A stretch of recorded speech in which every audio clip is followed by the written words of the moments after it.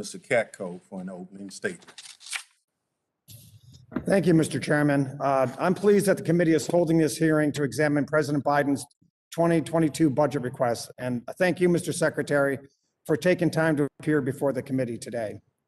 Mr. Secretary, a lot has happened in Homeland since you first appeared before this committee back in March. Unfortunately, a lot of it has been anything but encouraging. So I look forward to talking about those challenges and how we can work together.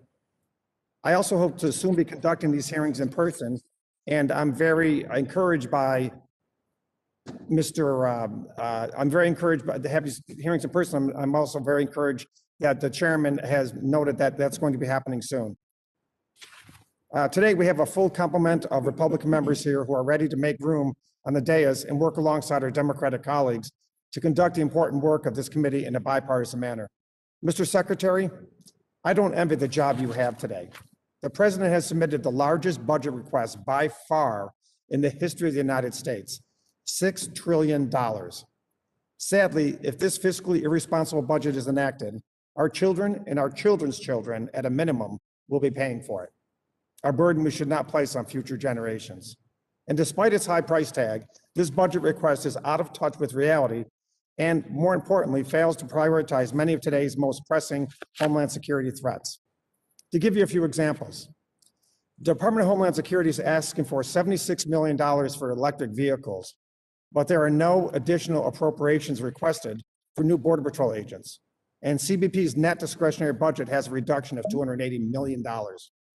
Overall, the fiscal year 2022 budget asks for less than 0.5% of an increase for three key Homeland Security law enforcement components: Customs and Border Patrol, ICE, and the Coast Guard.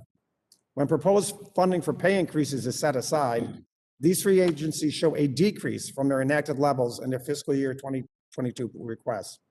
On the cyber front, the budget requests a 29% increase for the Department of Energy cyber activities, but only a 6% increase for CISA. The Biden budget simply fails to reflect the priorities that are critical to the defense of the homeland. And so I do not envy you having to come before the committee and defend this request on behalf of the administration.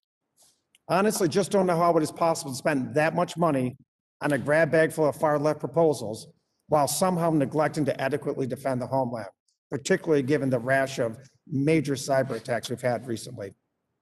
Mr. Secretary, unfortunately, since you were last before the committee, the crisis at the border has not gotten better. In fact, it is trending worse. Just last week, Customs and Border Patrol announced that over 180,000 migrants were encountered along the southwest border in the month of May alone, including 121,000 single adults, over 44,600 family units, and over 14,000 unaccompanied minors. We have also become numb to these numbers, but they continue to be staggering. The 180,000 number represents a 675% increase. And let me say that again, 675% increase from May of 2020. Despite these numbers, by eliminating border wall funding, President Biden is allowing cartels, smugglers, criminals, and traffickers to continue exploiting the border. And sadly, neither the president nor the vice president has even bothered to visit the border. In fact, in a recent interview, Vice President Harris laughed off the idea, even though, in theory, President Biden has put her in charge of the crisis. This is not a laughing matter. One aspect of this crisis that has been highlighted and truly makes every state a border state is the explosion of illegal drugs that have been streaming across the border.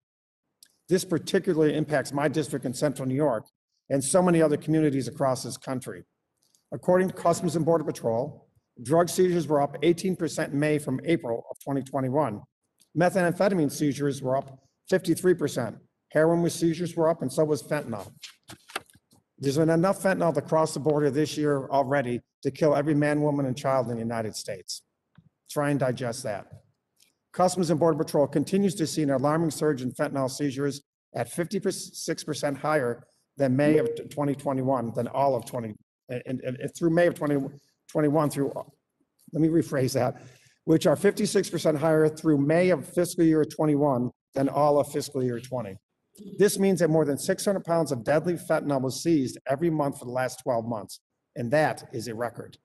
In the last 6 months alone, Border Patrol seized 5,400 pounds of fentanyl, enough lethal doses to kill 1.2 billion people, or the entire population of the United States more than 3 times over.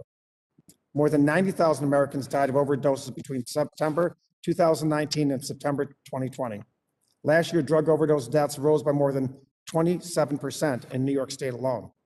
That's completely unacceptable, and Homeland Republicans will continue pressuring the administration to reverse its disastrous executive orders and work with us on stronger border security measures.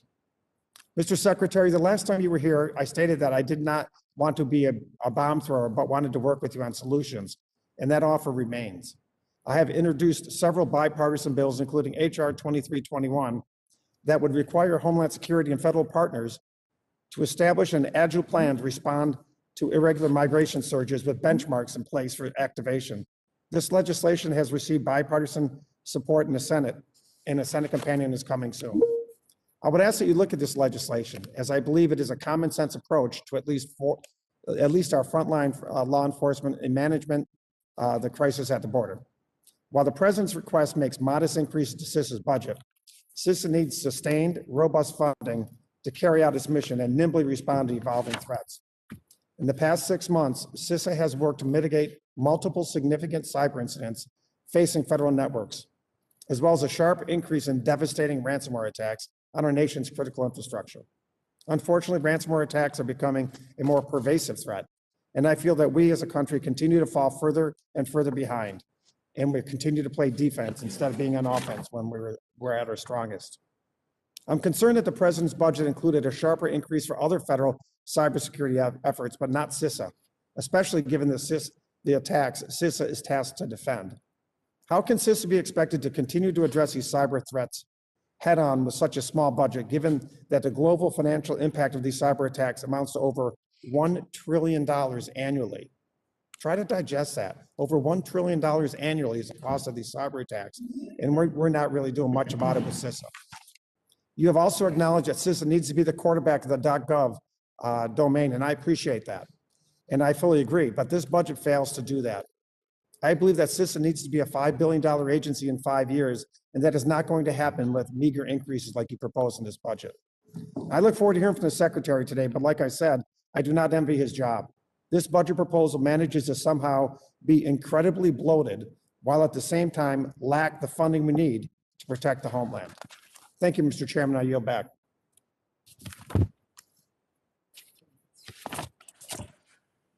Other members of the committee are reminded that on the